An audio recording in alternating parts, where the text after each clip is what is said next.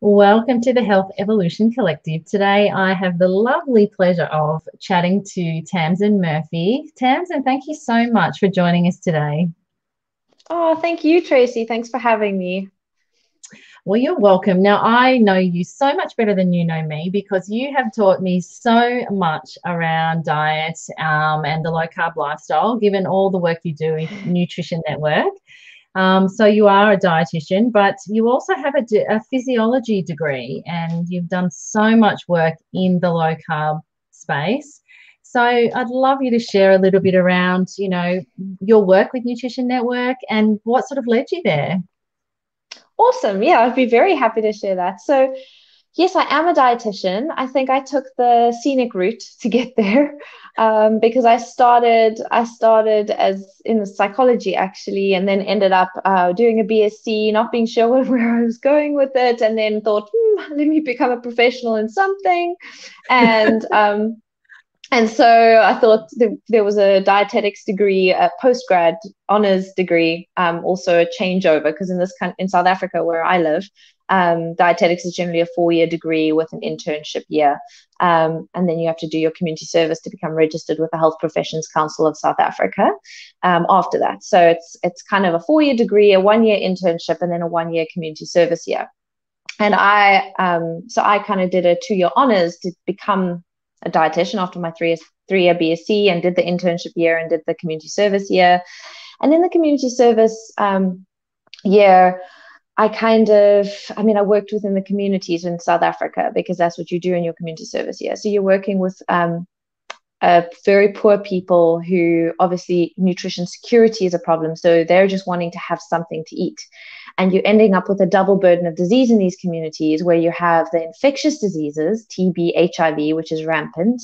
And then you have the double burden of disease because it coexists with this non-communicable chronic diseases of lifestyle, diabetes, heart disease, obesity, metabolic syndrome.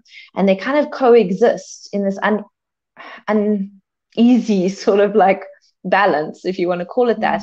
And you end up with both of them. So I think our government has struggled with, do you focus more on the infectious diseases? Do you focus more on the chronic diseases of lifestyle? And where do they interconnect as well? And I think this has come highlighted again now that COVID has kind of crept in. Now we have an additional very, very interesting chronic infectious disease, again, that's so affected by the chronic diseases of lifestyle. So this is kind of where I have come from.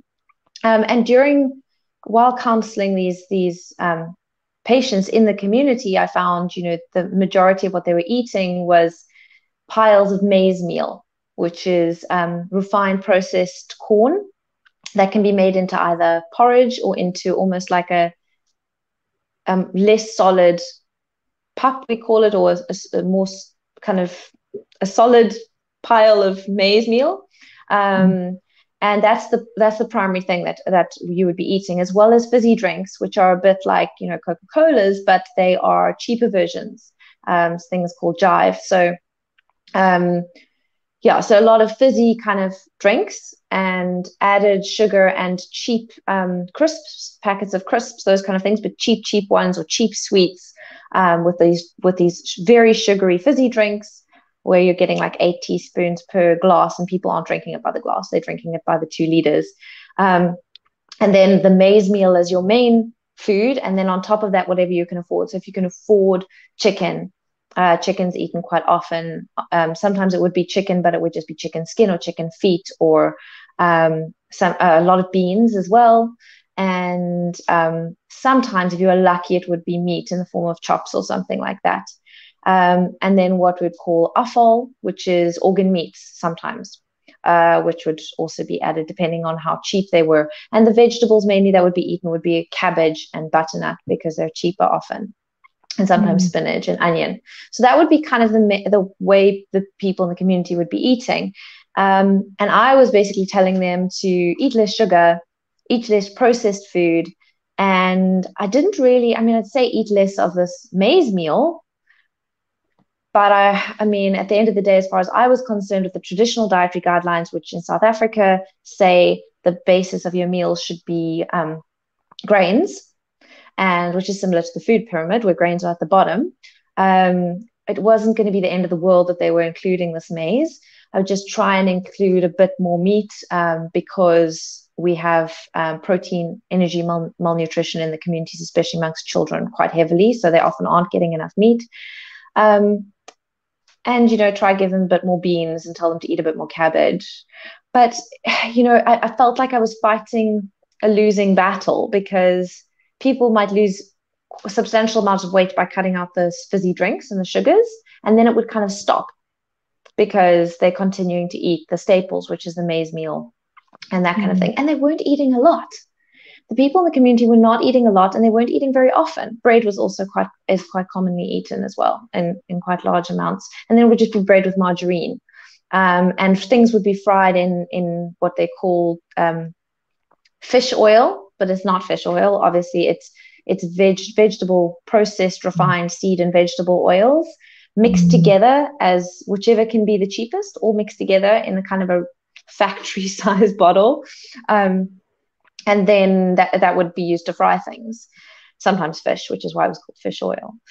But so our communities are coming from that. Then I wanted to carry on working in the community, being a young dietitian. I wanted to change the world and see, I thought, I don't know, maybe I could make big differences in the community.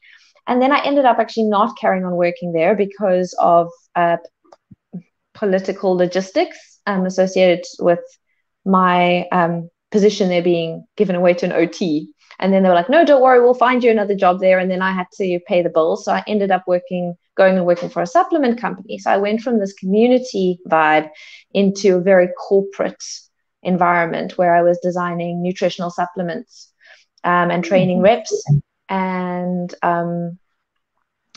designing nutritional supplements, training reps, and writing content for our websites. And I learned a lot in that job. And while I was doing that job, I ended up also doing a job that is what led me into the space finally, which was I became a writer for a health magazine, a very prominent health magazine in South Africa at the time, which has since been discontinued. But I then became the nutrition editor for that magazine. And during my time doing that and concurrently working at the supplement industry, I started being exposed to Prof Noakes coming out and saying banting is, the way to go. And I'd come from this traditional background where banting was much like Atkins, if not Atkins, and Atkins was a fad diet. And no one should be going on fad diets, and they certainly should be following the food-based dietary guidelines. And how can you be eating lots of fat? Because fat is the highest energy nutrient per gram. And if you're eating a lot of fat, you're going to get fat, and you're eating a lot of calories, which is going to make you fat. And, there's only so much protein a person can eat, which is true. And so I was, quite surprised that Prof Noakes could be, talking like this. But also I had great respect for him because I'd heard a couple of lectures by him during my dietetics degree at UCT, the University of Cape Town, which is where he's from. And was he talking low carb then? Can I ask you, was he talking low carb or was he talking carb loading? At that stage, I hadn't heard him talk carb loading, but at that stage, his pet, Prof Noakes always has a pet topic. And in his life, if you look back, there have been about 6 times when he has challenged a status quo, which is the way things are done, and has been proven right. And one of these was when I was at dietetics school, he was battling the water situation in athletics.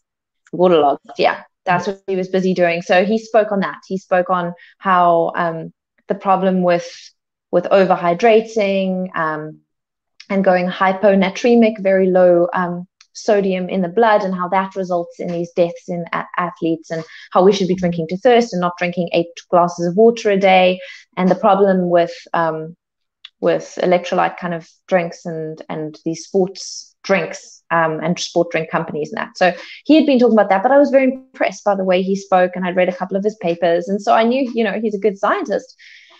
So also being now writing for this health magazine, I had to write about this, this incredible controversy about Banting and Prof Noakes. And then also at the same time, paleo had become quite big suddenly.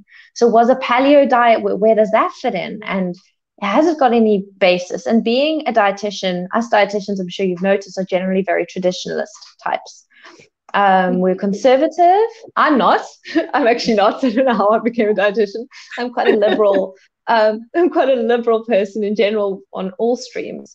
So I don't really know how I ended up here, but I've definitely found, as much as I love my dietitian colleagues, especially the ones I studied with, definitely more traditional, more conservative breed in general. And I'd learned that way. That's how I'd been trained as well when I did my honors, my 2-year honors in dietetics. So I obviously was like, going in with this is rubbish.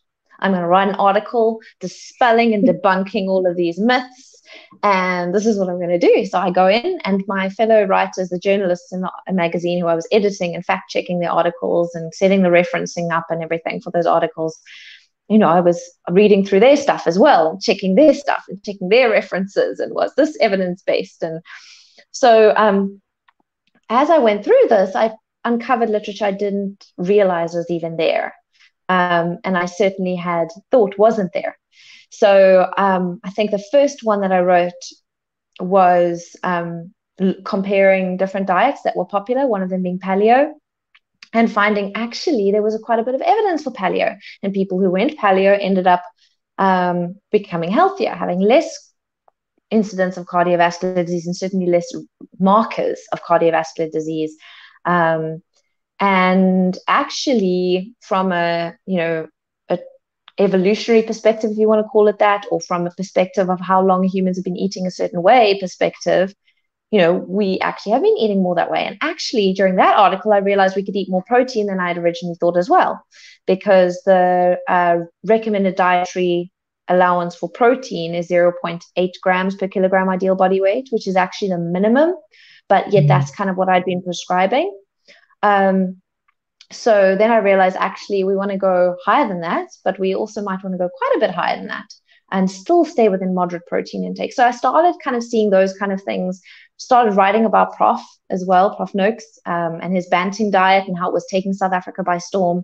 And at the same time, I think I also, Robert Lustig, who is big on the whole sugar business, I read his book and started reading an article where he compared sugar and the I think he calls it the societal and physiological parallels between ethanol and fructose, something like that. His article is called. And I studied that for like 2 weeks and memorized and wrote down all this biochemical pathways associated with how fructose was metabolized and how it ended up increasing the fats in your blood. By the way, it was processed in the same way as alcohol, and how both can cause fatty liver disease, increased gout, increased inflammation, purely because in the liver, the same pathways are followed. The inflammatory pathway, the gout pathway, the upregulation of fat production in the liver pathway. So I kind of was getting more and more anti-sugar, and I was getting more and more kind of that paleo and low carb-ish might not actually be as fad as I thought. And while I was writing for that magazine, I was still working for the supplement company, and the supplement company, we had written an advert for our stevia sugar alternative product, and the Sugar Association had lodged a complaint against our advert, saying that we cannot support our claims that were made in the advert that eating too much sugar causes type 2 diabetes, obesity, may contribute to cancer. I can't remember all the claims that we made, but basically they were all kind of well-grounded about sugar, and the Sugar Association didn't like it. So they complained to the Advertising Standards Authority of South Africa and asked us to get rid of it, and also complained about us. So my Noakes was giving a talk at one of the local universities, and I said to my bosses, I want to go to this talk.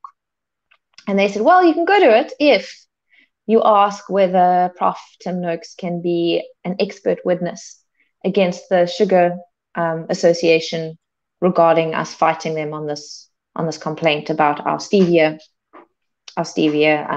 sugar alternative. So I said, fine, I'll talk to Prof Noakes afterwards. So I did. And give Prof Noakes the opportunity to go up against the Sugar Association, who he'll take it. So he said yes, but he hasn't got much time. Can I be involved in writing up his disposition? So I said sure. So I was like so excited. I got a chance to research sugar in more depth and work with Prof Noakes, and then eventually after that, the Sugar Association ended up dropping that case, and Prof Noakes asked me to come and do my master's degree under him. So that's kind of where then my company ended up shutting down, selling, moving up to Joburg, which is a good long way away from where I live in the tippy tip of South Africa. Joburg's more north. And so I went and decided I'm going to study. I'm going to be a student again. And I had a newborn, and I launched straight into this full-time master's degree, all by myself, a single mother, but it was very exciting.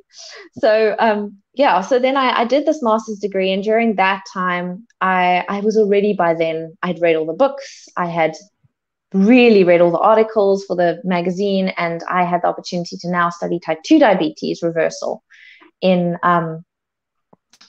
people who had been following a low carbohydrate diet for a prolonged period of time. What we wanted to know was, do people really exist who had reversed their type 2 diabetes? And this was a question that actually hadn't been answered then when I started in 2015. It just hadn't been answered. So I ended up researching that, and that's kind of, after that, I started working for the Nutrition Network when I finished that, which is a online training portal for health professionals, doctors, dietitians, nurses, as well as health coaches, and now lay people, patients. We've branched out because there's so much interest in so many people who need to learn about this amazing way of life that is probably how humans should have been eating from the start. Perhaps even, dare I say it, we could have, not ended up in the health problems that we've ended up in, both from a chronic disease perspective, diabetes, obesity, metabolic syndrome, or the diabetes pandemic, or even the impact on infectious diseases such as COVID and the involvement of metabolic health in outcomes related to some of these infectious diseases, which brings us back to that overlap again. But so I think it's exciting work doing Nutrition Network work, because we're getting to train people in this amazing, life-changing nutritional intervention, which can make more difference than many pills can make, and far more cost-effective, and change so many lives, and also getting the chance to educate the people who are the educators, educate the health coaches, educate the doctors, educate the dietitians, the nurses, who are the people who are trusted and teaching the public about how to change their health for the better. So it's a really exciting space to be working in, and I've just been really privileged.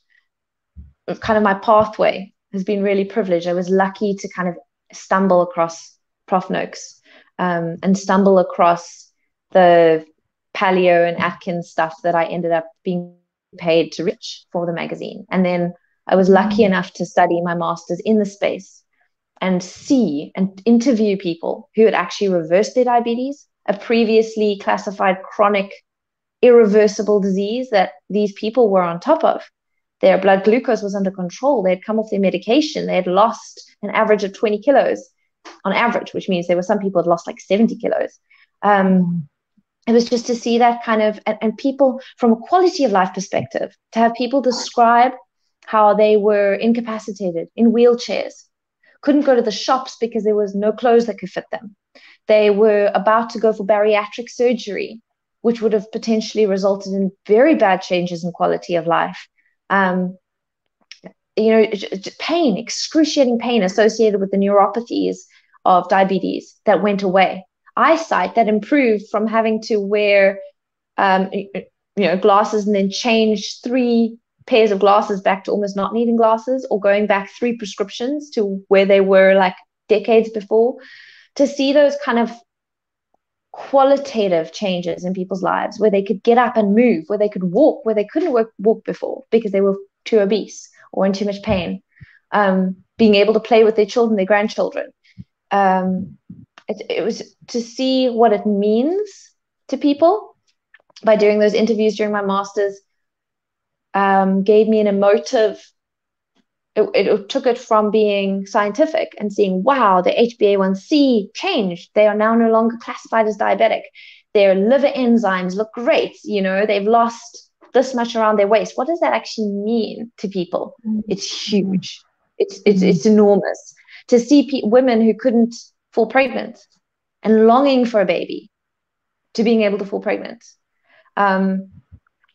To see, like, there was one quote that I can't get word for word, but I'll never forget it. This one woman said, I would sit on the couch all day, and now I'm up cleaning the house, and my husband, he just can't believe it because I just have so much energy. It is like when we got married in our 20s, you know, those kind of comments.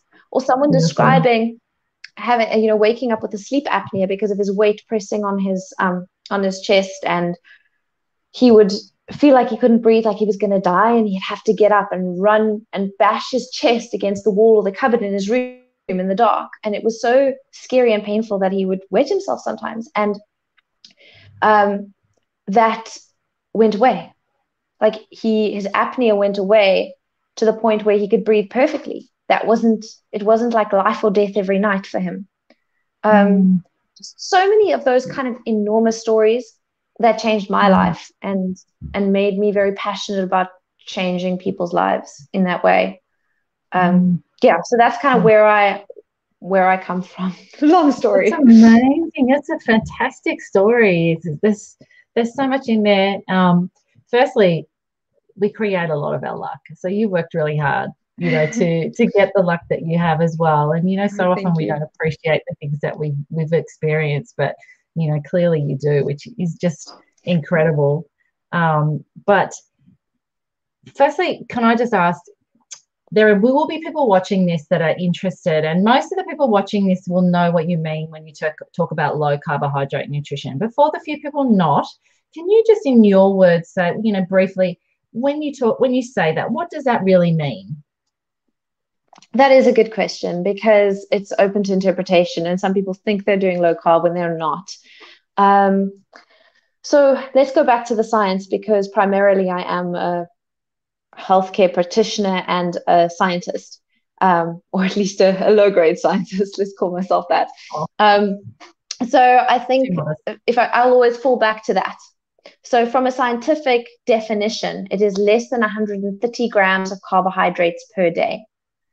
That is a low carbohydrate diet. Then you get a nuance on that. I kind of see low carbohydrate diets as an umbrella. So what does that actually mean to eat less than 130 grams per day? So now that's the big umbrella. That means basically you have to eat pretty much whole food based diet. Otherwise, you're not going to get that very easily. Or you're going to have huge amounts of money to spend on grain alternatives, which I don't recommend. And by that, I mean, instead of wheat, you're going to be using things like almond flour, macadamia nut flour, coconut flour, things like that, which we can use in a low carb diet. Don't get me wrong. It's just you don't want to be swapping out one processed food for another. So it's much easier to achieve under 130 grams of carbs a day by going unprocessed, and then cutting out all added sugar and cutting out grains. If you do those things, cut out added sugar, cut out grains, you're going to be under 130 grams, which means what are you eating then? You're eating animal foods and you're eating vegetables and added fat. So those three things are primarily what you're eating. By animal foods, I mean meat, poultry, seafood, organ meats, eggs, dairy, full fat dairy, not low fat dairy, and vegetables. I'm talking above and below ground vegetables, except maybe potatoes, but even that in a moderate amount, you'd still be under the 130 grams a day. So, but primarily above ground kind of vegetables that are lower in carbs. So I'm not talking about the roots so much. You can include roots, and you can even include fruit in under 130 grams of carbs a day in moderation. So not eating a whole bag of apples at once, but, eating 1, 2, maybe even 3 fruits a day. You could maybe still stick to under under 130 grams of carbs a day. And then your added fats would be whole real fats. So anything from animals, like lard, ghee, butter, rendered animal fats. And then your less processed oils. So things like olive oil, macadamia nut oil, avocado oils, preferably that are not heat treated and that are not refined. So that's quite expensive if you're going that route. But the animal fats, there's even an argument to be made that they're better than those other ones, but that's getting very contentious, and that's a whole nother conversation. But that's the umbrella. Yeah. Under that falls paleo, Atkins, Banting, keto, carnivore. So all of those kind of fall under that umbrella. And paleo would be on the higher carb end of it. So paleo would be, you're still including those roots, you're still including fruit, you're still including a bit of honey even. But in paleo, you wouldn't be eating any legumes. Legumes are contentious on any low carb diet. We can talk about that separately if you'd like to. And you wouldn't be including dairy on paleo, because our cavemen ancestors wouldn't have had access to dairy. But it's still low carb, because if you look at the carb content of a paleo diet, is normally sitting around 80 grams. So it's under 130 grams of carbs a day. Even some Mediterranean diets could be classified as low carb. Often Mediterranean diets are around 200 grams a day, but generally they can go under 130. It just depends what you're eating there. And then you get your, let's say, Atkins, Banting kind of diets, and they are generally start very low carb. So very low carb by definition. Now we've got paleo, which was 60 to 80 grams a day. Then you get very low carb, which is also called keto, which is under 50 grams a day. How do you achieve under 50 grams a day of carbs in practice? So if you recall, just recall what I said about you're eating whole real foods if you're low carbing, but you're still including things like starchy veg, fruit, dairy, those kind of things, maybe even a bit of honey, maybe, but that's contentious as well. So, and maybe even some legumes, but again, that's contentious, so we can chat about that. So if you're going keto though, like you've got to be a lot stricter. You can't be having that much fruit. In fact, maybe you could fit in fruit, but it would be like half a cup of fruit, or maybe one fruit if you're lucky. And then you'd probably choose between the fruit and the starchy veg and like the milky kind of dairy, because you're going to want to keep that below 50 grams of carbs. So if you think of the carb contribution of whole foods that aren't grains, remember none of these low carb diets include grains, or hopefully don't, or added sugars in any form. So those things are out for all low carb diets. And then it's kind of splitting hairs between the other things. So if you're going very low carb keto, you're under 50 grams a day, and you are looking at cutting further when it comes to fruit, starchy veg, and dairy. Not cheese, dairy so much, but the more carby dairy, milk and yogurt. And I think that would be the primary difference. Those ones have to come down if you're trying to get under 50 grams. What are the benefits of getting under 50 grams a day? The benefits would be you start producing little molecules called ketones, and ketones are made out of fat, and they are alternatives to glucose. Glucose is sugar, is your blood sugar. That's what glucose is. Most carbs that you eat, actually all carbs that you eat, unless they're very refined and made in a factory, in which case they don't always have glucose in it. They all the natural carbs have got glucose in them, and glucose is the carb that your body uses. The other ones get made into glucose generally. So glucose is when you're talking about blood sugar, another word for it is blood glucose. Yes, there are other carbs around, fructose and galactose namely, but even they kind of either end up either way. Let's not get too much into the biochem, but basically glucose is the primary carb that ends up in your bloodstream and raises your blood sugar. So my point here, you see now I've lost my point, but basically starchy veg, fruit, and dairy will contain more glucose, so they will raise your blood glucose a bit more. Ketones, which I said were made out of fat and were produced when you get your carbs low enough, under 50 grams a day, they can substitute for glucose. So wherever glucose could be used, ketones can now be used. That's not entirely strictly true because there are some exceptions where glucose still needs to be used to a certain degree. So, for example, if you are producing enough ketones by keeping your carbs really low, your brain can run off ketones about 80%, and then 20% will have to still come from glucose. Do you have to get that glucose by eating glucose or sugar or carbs? No, your body can make glucose. So out of the three macronutrients that we eat in the diet, carbohydrates, fat, and protein, I'm not talking about alcohol now, we can talk about that as well, but carbohydrates, fat, and protein, out of those three, only two are essential to life. You only need to eat two of those to live healthily and optimally. The third one you don't actually need to eat because your body can make it, and that is the carbs. Your body can make carbohydrates. It cannot make the essential fats, and it cannot make protein. Well, half of the amino acids it can't make. So those you need to be getting from your diet. So you're still going to have blood glucose, even if you don't eat glucose. So it's just something to keep in mind. So the whole benefit, or a lot of the benefits of keeping carbs below 50 is that you're producing ketones, these glucose alternatives. Ketones do various things. They can actually change how your genes produce proteins. So they have signaling kind of things in the nucleus of your cell to kind of change how your body runs in a beneficial way, potentially promoting things like longevity. Also, they suppress appetite. They make you want to eat less. They also, because they're being used instead of glucose, you're running off this alternative fuel, so your body doesn't have to keep relying on eating carbs, which is good, because if you are relying on eating carbs and glucose, then your blood sugar goes up. What happens when your blood sugar goes up? You produce a hormone called insulin, and insulin's job is multiple things.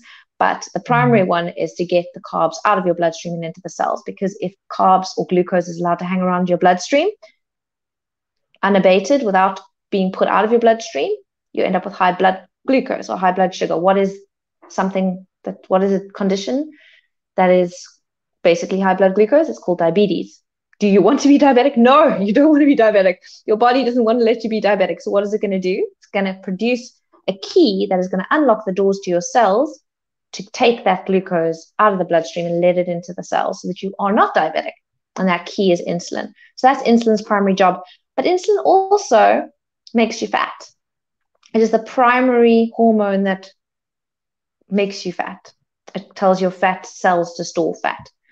So if you can get your carbs down, your glucose down, you can get your insulin down, which means you're getting the signal that tells your fat cells to store fat to go away, which means your fat cells instead can open up their exit doors, allow their fuel out, and you can start actually accessing the fuel that is sitting around your belly and using it as energy rather than getting hungry all the time, storing, because that's what insulin's telling your body to do. And then you can end up breaking down the fuel, use it as fuel to energize your body, and you end up more energy, and you end up less hungry, and you end up with your fat stores reducing. So you really don't want too much insulin.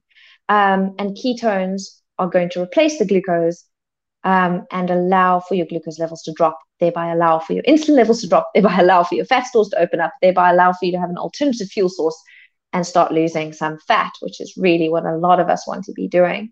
Insulin also does a lot of other things, but insulin makes you hungry. So you want to drop it so that you get less hungry, and the ketones suppress appetite, so you get even less hungry.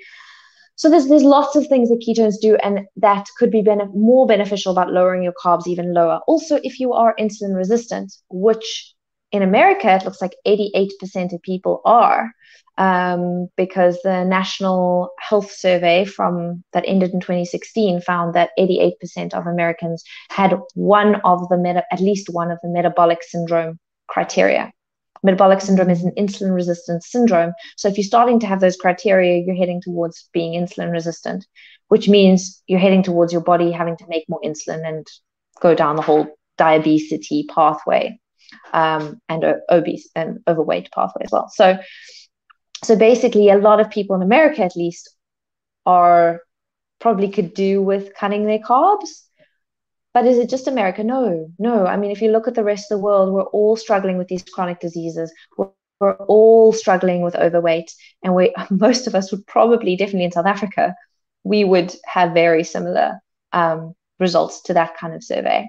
So, so really, a lot of people could benefit from getting their glucose down, relying a bit more on ketones and on fat.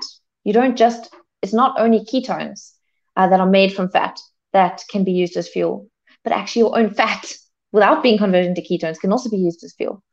So, so I think a lot of people could benefit by lowering their insulin, getting less hungry, letting their body access their fat stores by taking that brake off in the form of insulin, and providing their brain and everything with alternative fuel source.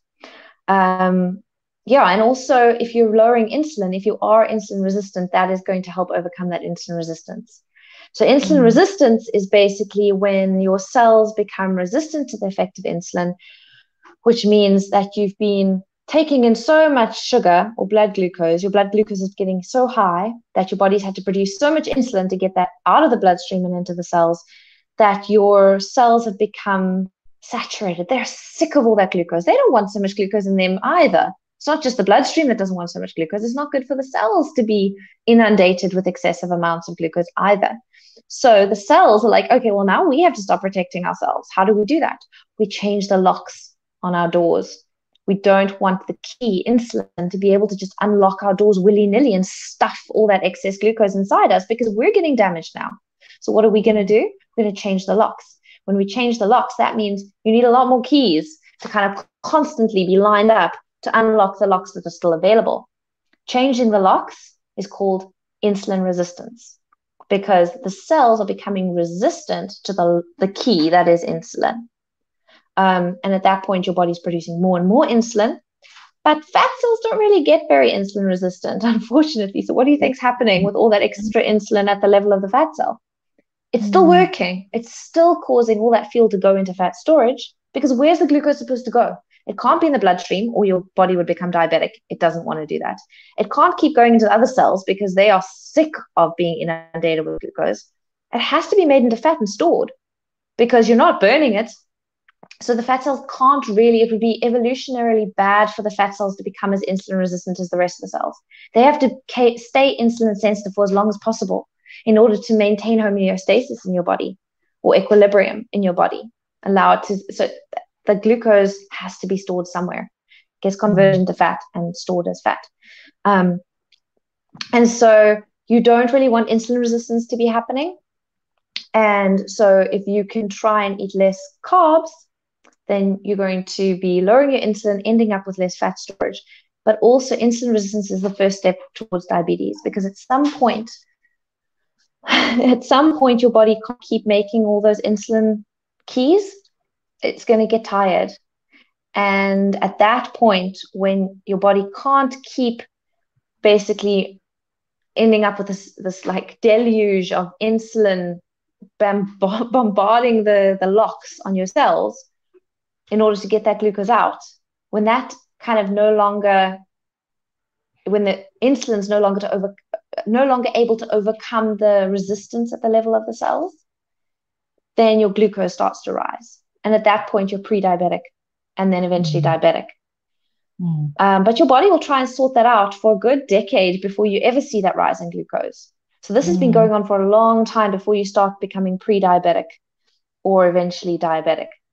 And during those 10 years, you might start seeing signs of metabolic syndrome, which is an increased potentially glucose, but that would be, well, like I said, the last thing, an increased belly, lowered good cholesterol called HDL cholesterol, increased fat circulating in the blood. That is a huge one. If you have more fat circulating in your blood, that tells you that you are metabolically unhealthy.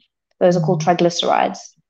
It's a fancy name for fat circulating in the blood. So you need, so those are the kind of things that you're looking at, and your blood pressure also. So those are things you need to look at. And if those start going awry, go to a health professional who can maybe send you for some bloods, do some body measurements, and see kind of where you're sitting on that insulin resistance kind of pathway down towards chronic diseases. And then you can get off. You can get off at any point. You can get off even, as the diabetics in my master's degree showed, you can get off when you're full-blown diabetic. In fact, just last week I had a video made by, if you go onto my Facebook, either my name, Tamzyn Murphy Dietitian, Facebook page, or onto my Real Food Dietitians private practice Facebook page, you'll see a video by one of my most recent clients who made this video for me and my practice, showing how he has reversed his type 2 diabetes using this low carb. And it's just so touching. And so you can see he had diabetes for quite a while. But now his blood glucose is perfectly normal. His fatty liver is reversed. It's normal. So so it's really exciting to see what can be and is still being done all the time by diabetics. But if you could try get at it earlier, that would be better. So if you start getting a belly, if you start getting raised blood pressure, if you start seeing your lipids going, your fats in your blood going awry in your blood tests, then and also you can test your insulin levels, not just your glucose levels. If those start going up, then you know you're heading down in a direction that you don't want to be heading. And at that point, you can already start taking control of your life and go lower carb. Or you could do it as a prophylactic measure. You could do it as a preventative measure. And you don't, I believe, and I haven't got the evidence to kind of, other than the traditional societies kind of evidence or historical evidence, anthropology evidence, that I think if we just fed our children or whole real food diet, they wouldn't even have to go low carb. They could have starchy veg and even a few grains every now and then, provided they weren't eating all this processed food that we think is healthy, bread, crackers which have got sugar in them, juice which is just take all the good stuff out of fruit and leave the liquid sugar. It's not good. If we could just stop feeding our children these processed foods, hopefully they would never end down that slippery slope that results in metabolic syndrome, prediabetes, diabetes, obesity, early death. Like, there's no need to go down that slope in the first place. And there isn't. And when you hear about, exactly what you've just been talking about, and it's very hard not to get angry at how, the dietary guidelines are structured. I mean, they are pretty much set up and structured for a pathway to diabetes. And, there's people like yourself, that are educating people about it, but then you can still go to your GP or another dietitian and be told, well, actually, no, you just stick to eating the dietary guidelines, and, it can be very frustrating. It's so confusing. And confusing. Exactly. And that's why I think people end up doing the research themselves, and why, the nutrition network is fantastic, because it allows people who have that, who've had changed their life. I mean, how many people have changed their own life? I'm one, and I've, now I have to teach it. I want to show people as well. And, that's very, very powerful when that is the case. But until you've seen it, it can be, hard to see it. And I'd love to get your thoughts on what you would say to people that are, call low carb restrictive, or, this whole, there's a whole movement out there around, not restricting food in any way, and just everything in moderation. And, what's your view on that? Yeah, so I feel that if we ate as we were supposed to, or a more whole real food diet as children, and by moderation, I mean, we could argue about what is moderation, but I think then a certain amount of moderation would have been fine. I think if we were feeding children vegetables and meat and dairy and eggs and maybe a little bit of oats here or there, or a little bit of, I think that would be fine.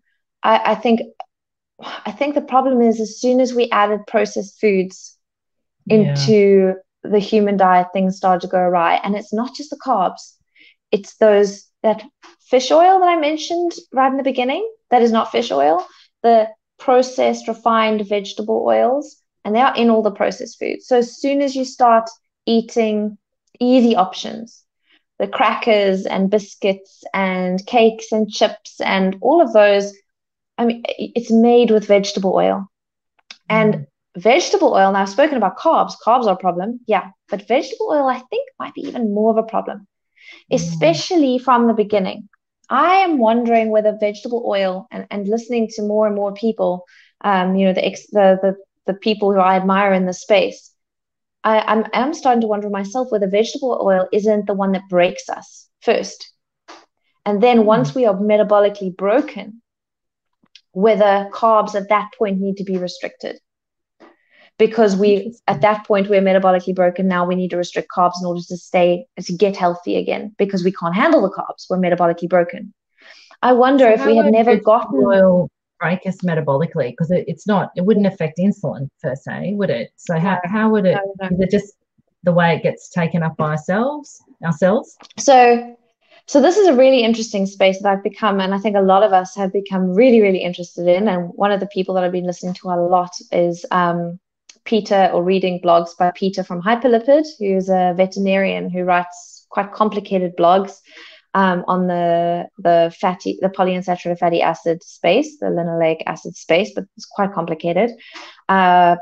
Also, Tommy Wood's been talking about it quite a bit. Brad Marshall's been talking about it quite a bit, and the most accessible is Carnivore MD, Paul Saladino. So if you want to listen to and Benjamin Beckman also talks about it from the level of the fat cell. So these are kind of names, if you want to look them up, who've been talking quite a lot about polyunsaturated fatty acids and the effect that they have on the fat cell and elsewhere. One of the big ones is that these seed oils, I call them PUFAs, but they're mainly one type of PUFA, stands for polyunsaturated fatty acids, which means that the fat has got unsaturated, so double bonds in it. Poly means lots. So it's got quite a few and double bonds in it. Those are the wiggly fats. Those are the fats that can move quite nicely, so they're liquid at room temperature. Now, there's one type that's particularly dangerous if you get too much of it, and that's called linoleic acid. And it's in all of these seed oils. Now, the reason it's so damaging if you eat a huge amount of it is multiple. But one of the reasons is that it keeps your fat cells insulin sensitive. Now, remember I said that fat cells are going to become insulin resistant much later. They're going to stay insulin sensitive when the rest of the body is becoming quite insulin resistant. And that's good, because you want the fat cell to gobble things up, take up all that extra fuel that the rest of the body can't handle.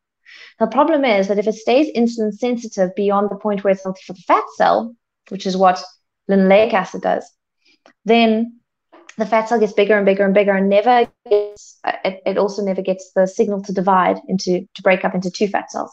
It stays one fat cell that gets so big, so engorged, that it eventually starts like splitting at the seams, quite literally. It pops out fatty acids, and it pops out inflammatory markers, and it pops out all these very dangerous things for the rest of the body, as it becomes this Jabba the Hutt of fat cells. And it spews out these toxic things, which then damage your other cells and end up with fatty acids floating around everywhere in your bloodstream, which lodge in all sorts of places they shouldn't be lodging, which impair the cell function of those things, make them more insulin resistant. And then inflammatory markers, we know that inflammation is the start of most chronic diseases. So fat cells, these engorged Jabba the Hutt fat cells, are spewing forth these toxic inflammatory cytokines that are basically starting to abrade and be abrasive to our blood vessels. We're going to end up with more plaques, starting to kind of cause our immune system to kind of go a bit haywire, because inflammation is an immune response. It's the first line immune response that basically, it's the call to action of the immune cells. So inflammation is seen as heat and swelling, and basically it tells the immune cells to come to wherever the inflammation is happening. And if that isn't appropriate, then you're going to start getting things like autoimmune diseases or damage caused by your own immune cells to your own self, which is actually what kills people in COVID. It's the cytokine storm. So we know by that just how damaging our own immune cells can be to ourselves. And similarly, autoimmune diseases, it's when your own immune system is damaging you. So you don't want inflammation to happen willy-nilly and just overdo things. And that's what a Jabba the Hutt fat cell does. It spews forth these fatty acids, it spews forth these inflammatory, abrasive markers. It also these double bonded fats, they are more prone to oxidation, which is basically damage. and they produce these very damaging molecules. And these very damaging molecules can damage all sorts of cellular functions and just kind of set you up for a dysfunctional body and metabolic dysfunction. And there's also, then if you go back to Peter from Hyperlipid and his hypothesis, it's a bit more complicated. It has to do with proton and electron balance in the cells and how that affects insulin signaling. So how if you eat more fatty acids, so more of these unsaturated fatty acids, these seed oils, it makes your cells, it impairs your cells' insulin signaling so that doesn't happen as it should. And so that takes us back to the effect on insulin and takes us down that metabolic syndrome, insulin resistance road. So there's multiple things. It makes this Jabba the Hutt fat cell, which spews forth these fatty acids and promotes inflammation. It then makes these damaging free radicals, basically, these oxidative damaging things which just damage everything, such as 13, 14 HOD, and there's various names for these things. And then the other way is by this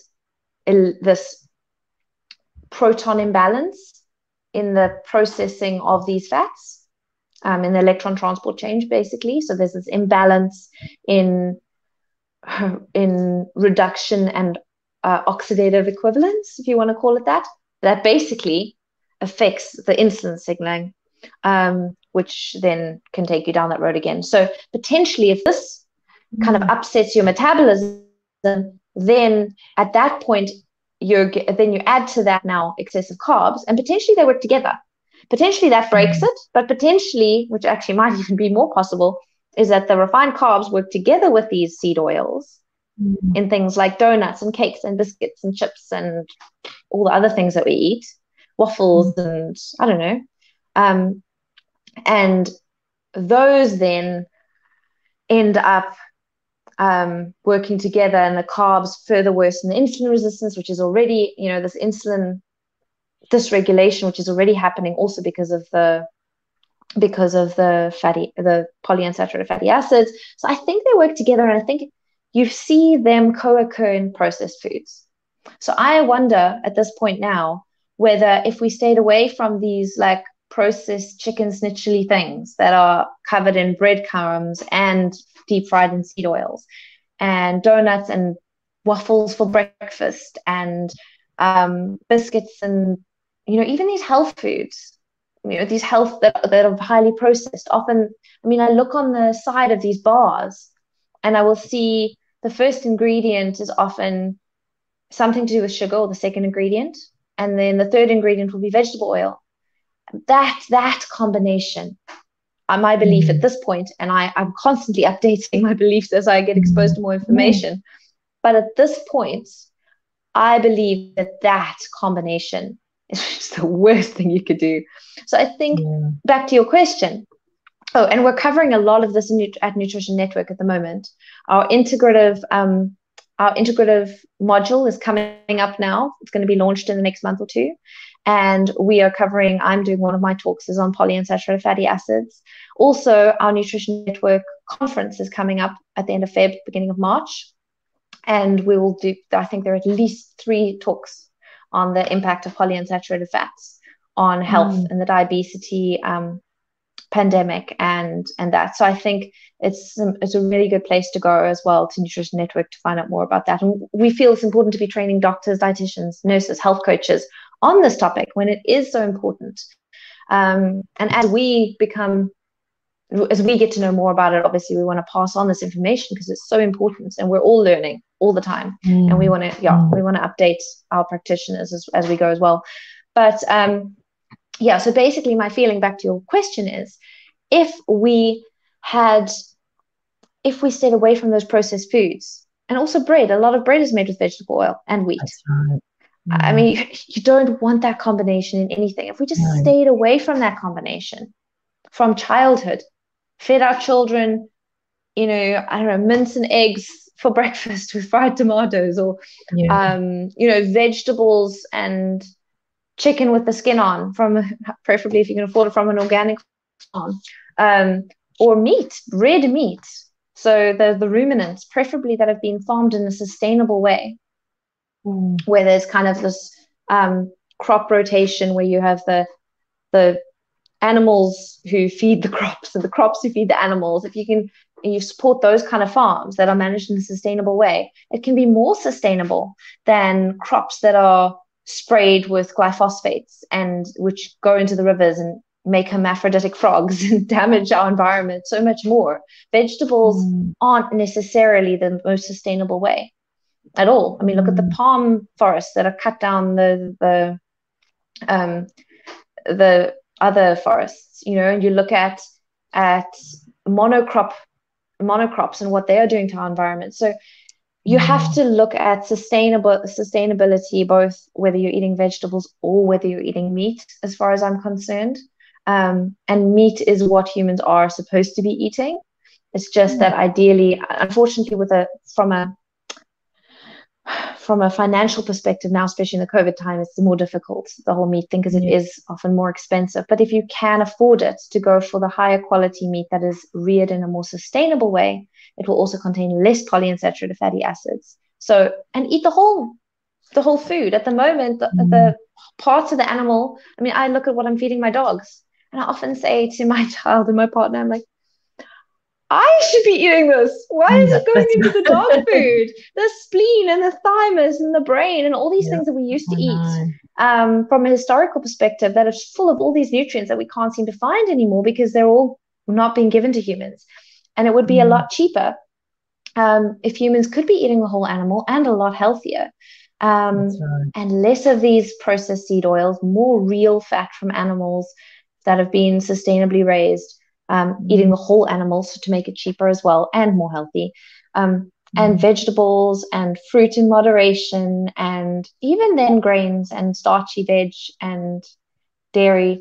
Like, I think that would be fine. I think that we can do a balanced diet that way, and we would never have ended up where we are.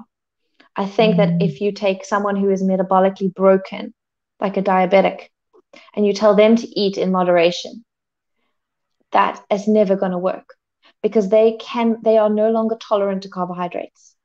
They are no longer, like most children, you can feed them butternuts and you can feed them milk, and like, that's okay. In fact, it's healthy, probably. But then you get a diabetic where half a cup of butternut gives them 3 teaspoons of blood sugar that they can't deal with because their bodies are broken to that extent. They can't deal with that 3 teaspoons of sugar. They can't put it away.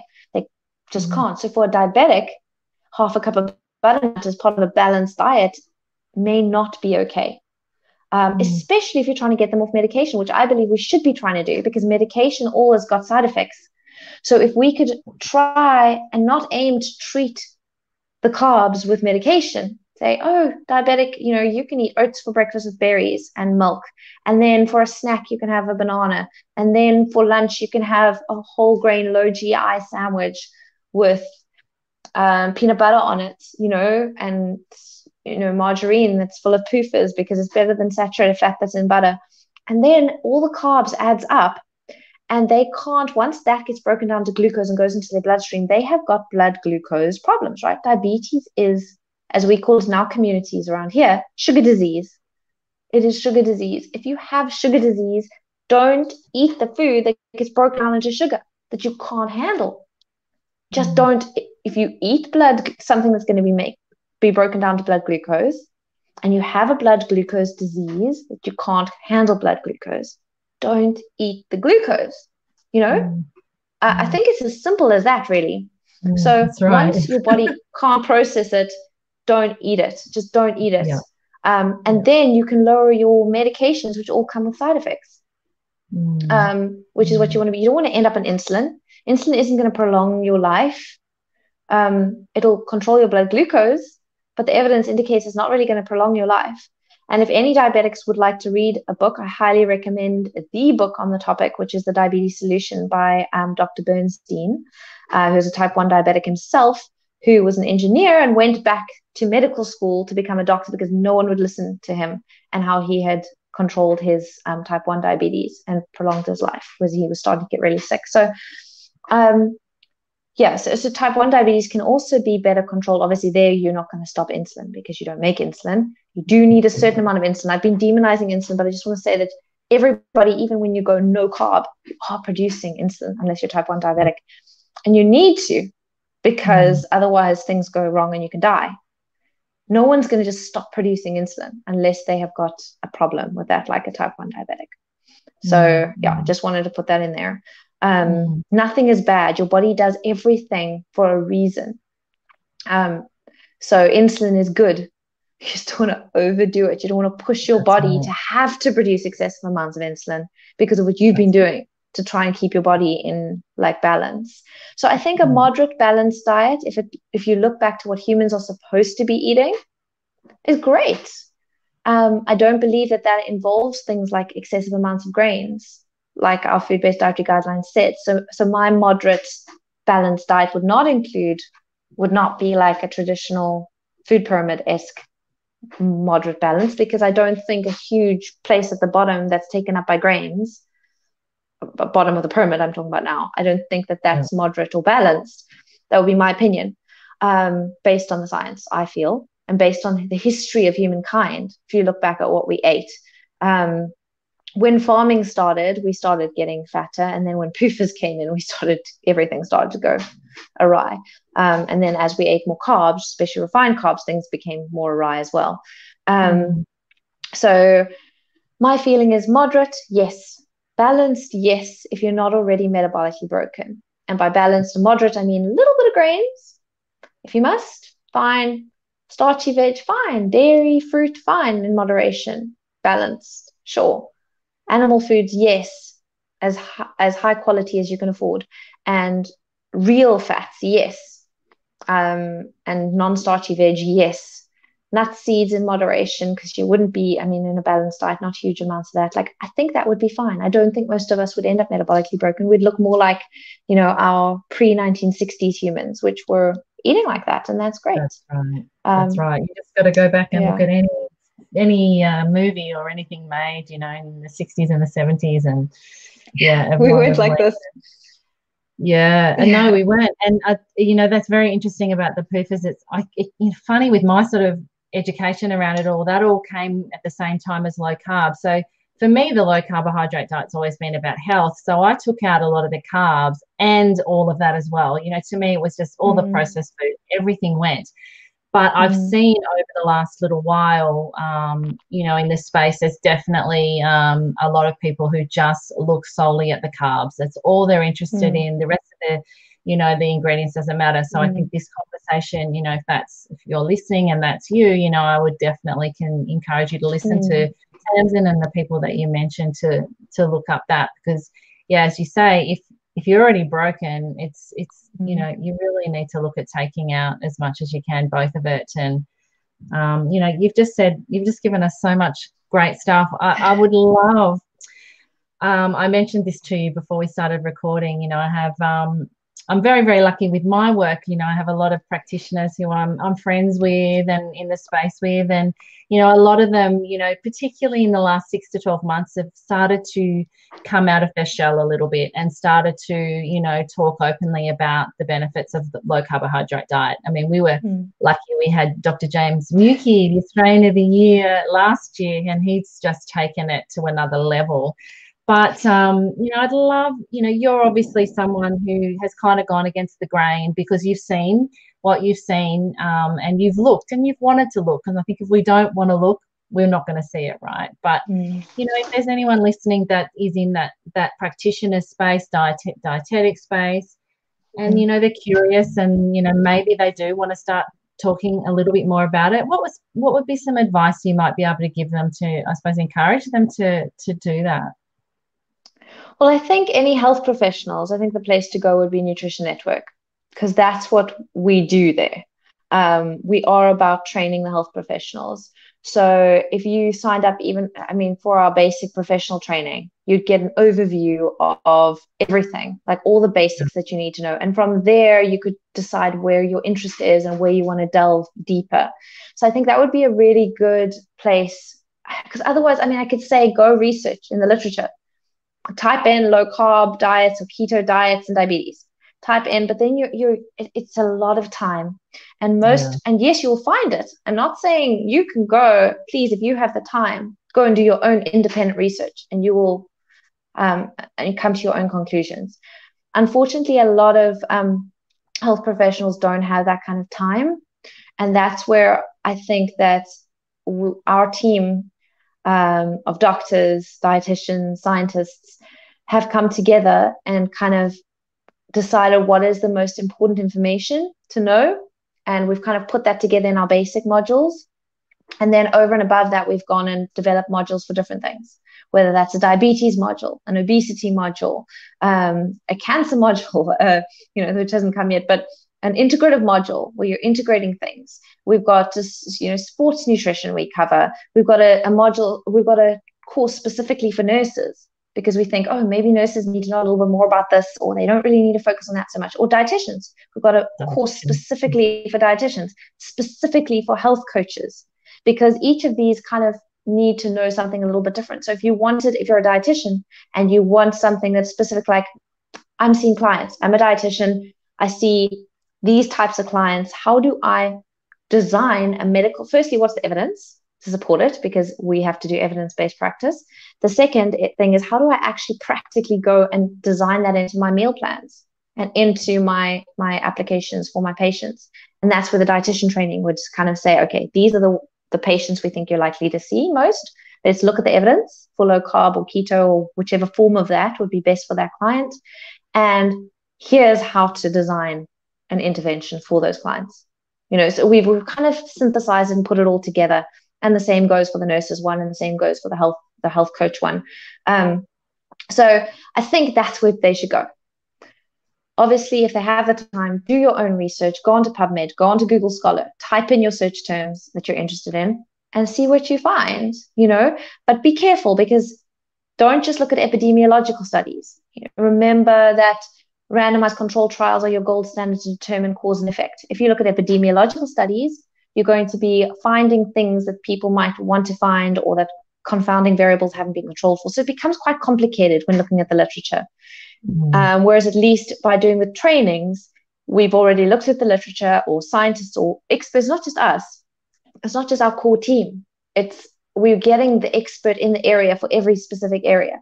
So it means that the person who's talking to you on epilepsy is the person who should talk to you on epilepsy, or cardiovascular disease, or whatever it is. So so I think that's helpful. It's also helpful to go and look on YouTube at the previous low carb conferences, Low Carb USA, Low Carb Down Under, those kind of things. It's a good place to start. Podcasts also from specific people. If you want to listen to podcasts that include people like Dave Feltman, Ivo Cummings, the diet doctor stuff, your stuff, Tracy, I think if you can go onto podcasts and get an idea of which ones are Paul Saladino is my favorite at the moment. I also quite enjoy Atia. But, you're going to hear different perspectives depending on who you listen to as well. Atia is still a little pro lipid hypothesis, whereas Saladino and Feltman are not. And, I think Feltman's more moderate and scientifically minded and is looking to kind of find the best evidence using a study that he's involved in at the moment. But I think, you have these different perspectives, but look at those. Also, Diet Doctor website, Nutrition Network website are good. Noakes Foundation website. And with the Nutrition Network, which is, of course, all the details are on every podcast, and everything I do, I always have, links to the Nutrition Network stuff. Because it's fabulous. But the best thing about doing that too is you join a global network and a global community of like-minded people who can support you and answer questions and help you with you in managing your patients and your clients and things like that. And exactly. I think that's fantastic. And interesting what you're saying about, the little nuances. I have this discussion with recently with a colleague of mine, and, I think, I've been in the space nearly 8 years, and it's gone from, we kind of all agreed on everything. It was insulin, it was this, and then over time, it's the little nuances as people have really, okay, well, let's just keep looking. And I think that's it. It's always going to be an area where we're going to learn more, we're going to see more, and having that mindset that just evolves with different things. And you will see people in the space that will probably tell you different things. And, yes, And we will also we'll amend what we feel, right, Tracy? I mean, yeah. as new evidence becomes available, I think Mm, that that's something that Prof Noakes has taught me. If you are a mm, scientist or scientifically minded, as new information comes available, you must be willing to alter your hypothesis or your opinion based on the new evidence, as irksome as that might be, because otherwise you are not being scientifically minded. Then you are letting your own goggles and your own biases determine what the truth is, and then it's not the truth. Sorry, I interrupted, but what you said, I completely agree with. but that's right. I think it's a good thing. I think, sometimes people get Mm, so caught up in the nuances. And I think what I've loved about what you've said today is that, for most people in the population, it's really about limiting processed foods, eating real food as much as mm, possible, eating what you can afford. mm, Obviously protein, animal protein, all that stuff. And I did mm, talk to Dr. Ben Bickman, probably about 5 months ago on my podcast. And, he said some great stuff around the importance of mm, protein and the difference between plant and animal protein. And it is different, mm, and understanding that, I think, empowers us, when we do have the knowledge. And yeah, so mm, it's been definitely.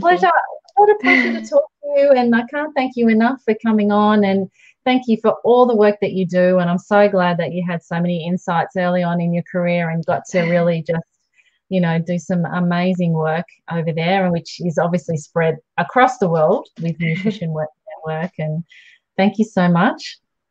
Well, thank you, Tracy. Thank you for hosting people like Ben Bickman and me. So I'm very privileged, and I'm very happy to be able to add to the voices that are making such a difference in the space, and hopefully really changing people's health and changing people's lives, like I saw amongst those diabetics that I told you about. I think that's what Mm, we're all about.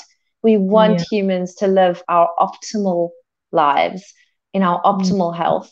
mm, And so thank you for changing the world in that way. I appreciate it. mm. Thank you. Lovely to meet you. Thanks, Tracy. Bye.